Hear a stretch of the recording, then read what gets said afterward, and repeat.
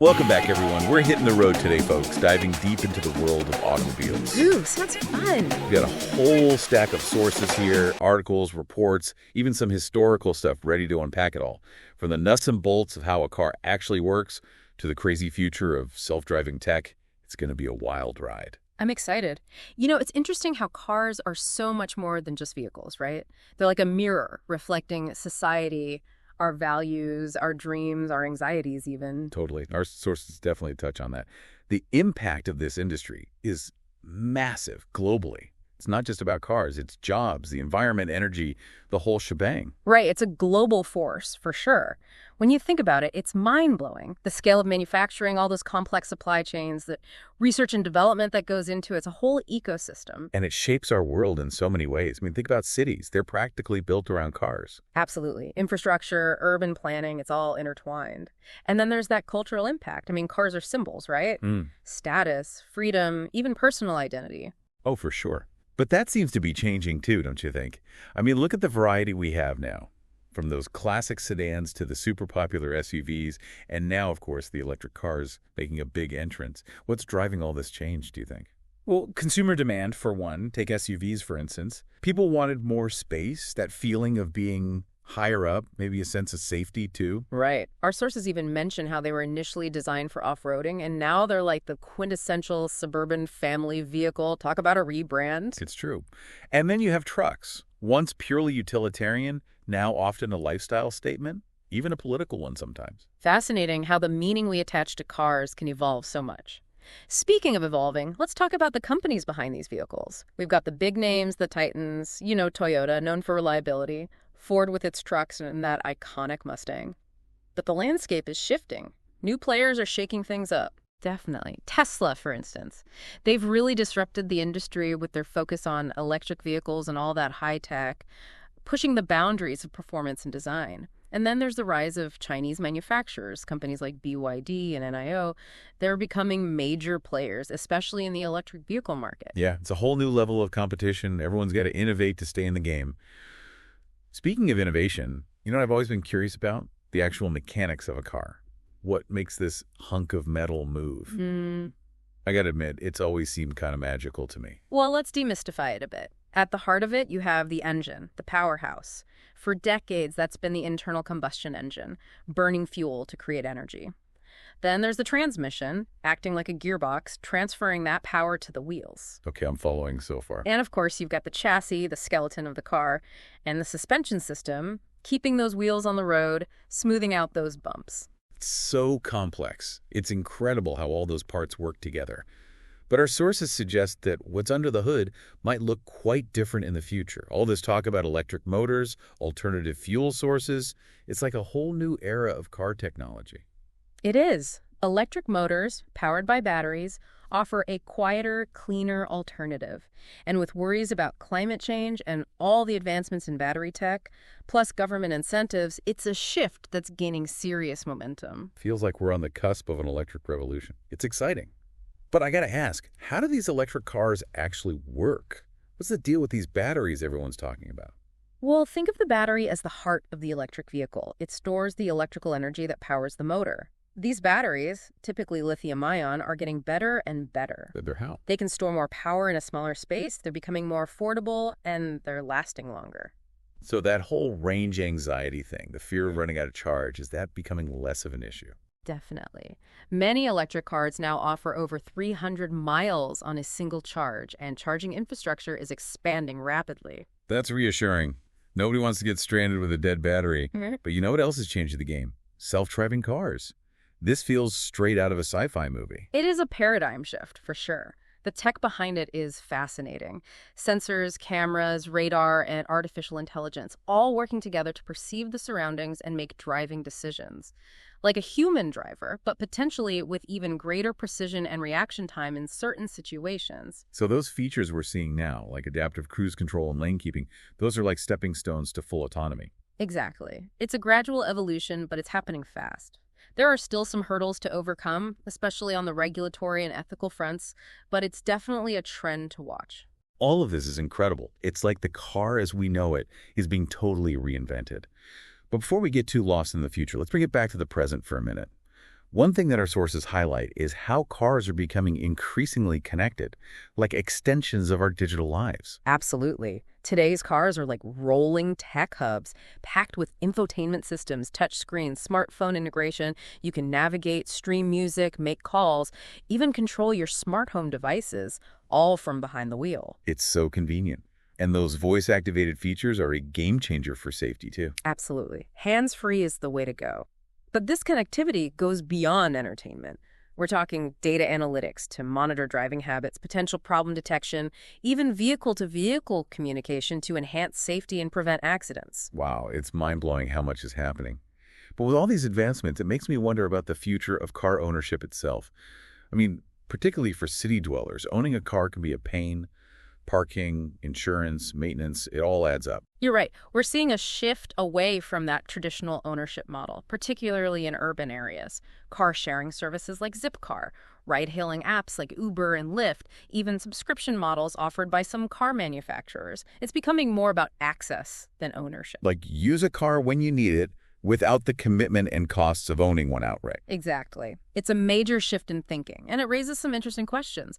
Is owning a car becoming less appealing, especially for certain demographics? Is this the beginning of the end of car ownership as we know it? Wow, those are some big questions. Yeah. This whole conversation has been a whirlwind. I feel like we've just scratched the surface of this massive, evolving world of automobiles. And you know what? There's one more big piece of the puzzle that we need to address. Oh, and what's that? Sustainability. Yeah. The environmental impact of all of this. I think it's time we dive into that. Let's do it. So we're diving headfirst into this whole sustainability thing.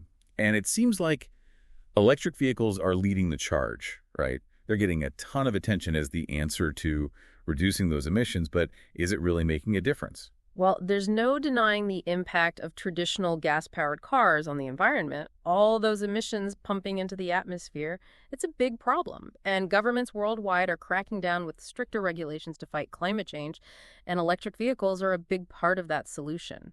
Okay, so EVs are definitely having a moment, but I can't help but think bigger picture here. Even if we all magically switch to electric cars tomorrow, wouldn't we just be moving the emissions problem from our tailpipes to power plants? That's a really good point, and it highlights how important it is to look at the whole energy ecosystem. The real environmental benefit of EVs comes when the electricity they use is generated from renewable sources, solar, wind, hydropower. If we're just burning more coal to charge electric cars, well, the impact isn't as significant. So it's not just about swapping out the cars, it's about transforming the entire energy grid. That's a massive undertaking, isn't it? It is, but it's got to happen. And the good news is we are seeing progress. Renewable energy is becoming more affordable and accessible, and a lot of countries are setting ambitious goals to transition to cleaner energy sources. Okay, that is good news. But let's zoom back in on the cars themselves.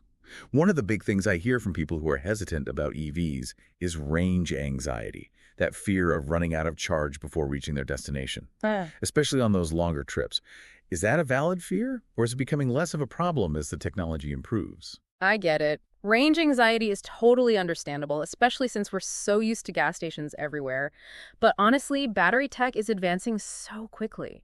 Some of the newest electric vehicles can go over 300 miles on a single charge. That's like driving from LA to Vegas without stopping. Wow, okay, that is impressive. So maybe those days of worrying about getting stranded with a dead battery are fading away. Exactly. Plus, charging infrastructure is growing like crazy. More public charging stations are popping up all the time. Some companies are even installing them at workplaces and apartment complexes. It sounds like they're really trying to make switching to electric as easy as possible. But what about the cost? EVs still tend to have a higher upfront price tag than gas-powered cars. Will that change? The cost of batteries has been a big part of that price difference, yeah. But as production scales up and the tech keeps getting better, those costs are coming down. In fact, some experts think electric vehicles will be the same price as gas cars within the next few years. Now, that would be huge. It seems like we're getting to a point where electric vehicles are becoming more practical, more affordable, and more attractive to more and more people. Absolutely. And it's not just about the practical stuff either. There's a cultural shift happening too. Driving an electric car is becoming a statement. It's a way to show you care about the environment and are embracing the future of transportation. Like a badge of honor for early adopters. Totally. They're the pioneers paving the way for a more sustainable future. And as the technology keeps getting better and the prices become more competitive, I think we'll see that enthusiasm spread to a much wider audience. Speaking of technology, our sources also talk about how car manufacturing itself is changing in some pretty big ways. It sounds like the way cars are being built is going through pretty radical transformation. It's fascinating, right? We're seeing more and more automation. Robots and advanced machinery are playing a much bigger role on the assembly line. It's not just about efficiency and precision either.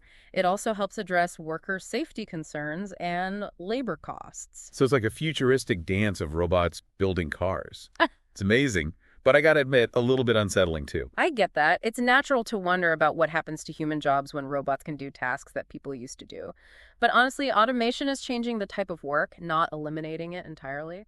So it's more about humans and robots working together in new ways, not robots replacing humans altogether. Exactly. We need skilled technicians to operate and maintain these advanced systems. We need engineers to design and improve them. It's a skill shift, not a job elimination. In fact, some experts think automation could actually create new jobs in areas like software development, data analytics, robotics engineering. That makes sense. It's like a whole new era of humans and machines collaborating. And it sounds like this collaboration extends beyond the factory floor. Our sources mention more global partnerships popping up in the automotive industry. That's right. More joint ventures and collaborations between car companies from different countries. It's a way to share expertise, reduce development costs, and reach new markets. You might see, for example, a European car maker teaming up with a Japanese company to create a new electric vehicle platform, combining their strengths in engineering and electronics. It's like a global brain trust coming together to build the cars of tomorrow. That kind of cross-cultural collaboration is really exciting. It is. And it's not just the big players either. We're seeing a surge in smaller startups making waves in the automotive world. Oh, that's interesting. What are these startups bringing to the table? They're injecting fresh ideas and agility into a traditionally massive industry. Many are focused on niche markets or specific parts of the car ecosystem. You have startups specializing in electric vehicle charging solutions, self-driving software, new materials for lighter and more efficient vehicles, even cool new approaches to in-car entertainment and connectivity. It's like the Wild West of car innovation. Yeah. All these new players shaking things up and pushing the boundaries. It's an exciting time to be following the automotive world. It definitely is. And speaking of exciting, there's another trend I think you'll find fascinating. I'm all ears. What is it? Well, we've talked a lot about the tech that's going into cars, but what about the tech that's coming out of them? I'm talking about data. Cars are becoming these super sophisticated data gathering machines, and that data has the potential to change everything from how we manage traffic to urban planning to personalized marketing. Hold on, my car is spying on me. Is that what you're saying? I knew those voice assistants were up to something. It's not exactly spying, but modern cars do have all these sensors that collect data on everything from your driving habits to the condition of the roads to the performance of the car itself. This data is super valuable. The big question is, who owns it and how can we use it responsibly? Okay, yeah, now that's something I want to unpack. We're getting into some uncharted territory here. We are, and it brings up all sorts of fascinating questions about data privacy, ownership, and the ethical implications of this kind of data collection. This is getting really interesting. I think we need to dive deeper into this whole data dilemma. Absolutely. It's a conversation that's just starting, and it's going to have a huge impact on the future of transportation. All right, we're back. And I gotta say, I'm still thinking about all that data our cars are collecting. Where we go, how we drive, what we listen to. It's kind of creepy when you stop and think about it. Yeah, it definitely brings up some questions about privacy and who's in control. We're used to our phones and computers tracking us, but now our cars are doing it too. It feels different somehow. So you were saying this data can be super valuable. Can you give me some real-world examples of how it's being used? Well, for starters, car companies use it to improve performance and safety. Like they can analyze braking patterns to make better braking systems, or use data about how people use their headlights to design better lighting. So my car is helping to make future cars safer. Okay, I can get behind that. Right. But it's not just about making better cars. This data can also be shared with other companies, like insurance companies might use your driving data to figure out your insurance premiums. Okay, hold on. Now that makes me nervous. What if I have one bad day on the road? Will my insurance rates go through the roof? That's a valid concern, and that's why transparency and regulation are so important. We need to know what data is being collected, how it's being used, and who has access to it. There've got to be rules to make sure it's not used in a way that could hurt drivers. This feels like we're in uncharted territory here. It's new tech, but it's also a whole new set of ethical questions. We are, and it's something we need to be talking about as a society. There's a lot of potential good that can come from this data. Think about cities using traffic data to make traffic flow better, or urban planners using driving patterns to design safer roads. Yeah, those are good points, but I still can't shake this feeling that we're trading privacy for convenience. Like we get all these cool features and potential benefits, but is it worth giving up our privacy? That's the dilemma, right? There's no easy answer. We have to find a way to use this data responsibly without giving up our right to privacy. It's going to take everyone working together, policymakers, tech companies, car makers, and drivers too. Wow, it really feels like we're at a crossroads here. The choices we make now are going to have a big impact down the road. Absolutely. The car industry is going through a huge transformation. And it's not just about the cars themselves. It's about how we use technology, how we define privacy in this digital age, and how we create a future of mobility that benefits everyone. You know, this whole deep dive has really opened my eyes. It's clear that the car industry is always changing, and the future is full of amazing possibilities, but also some tough challenges. It's an exciting time to be watching this all unfold, and I hope our listeners will stay curious, stay informed, and be part of shaping the future of transportation. It's not just about cars, it's about creating a world where transportation is safe, sustainable, and accessible for everyone. Well said. It's been a fascinating journey exploring all these different aspects of the automotive world. We've gone from the inner workings of engines to electric vehicles, self-driving cars, and now this whole new world of data and what it means for us. It's amazing how this industry, over 100 years old, keeps reinventing itself, and it makes you wonder what's next. That's the big question. Where do we go from here? Well, I think it's safe to say the future of transportation is going to be electric, connected, and more automated. The lines between technology and transportation will keep blurring, and we'll probably see our digital lives become even more integrated with our driving experience. It's almost like the car is becoming less about just getting from point A to point B and more like a personalized, connected space that's part of us. I like that. And as we move forward, it's important to remember that technology should work for us, not the other way around. We need to be careful about the choices we make, the data we share, and the kind of future we want to create. That's a great point to end on. This deep dive has been an incredible learning experience. It's clear that the car industry is constantly evolving, and the road ahead is full of incredible possibilities and complex challenges. It's an exciting time to be part of this transformation, and I hope our listeners stay curious, stay informed, and get involved in shaping the future of mobility. After all, it's not just about the cars themselves. It's about creating a transportation system that's safe, sustainable, and works for everyone. And on that note, we're going to wrap up this deep dive. But before we say goodbye, I want to leave you with something to think about. As we embrace all these amazing advancements in car technology, let's not forget about the simple joys of driving, that feeling of the open road, the freedom to explore, and the connections we make along the way. You're right. Those are the things that make any journey truly worthwhile. Thanks for joining us on this deep dive. Until next time, safe travels, everyone.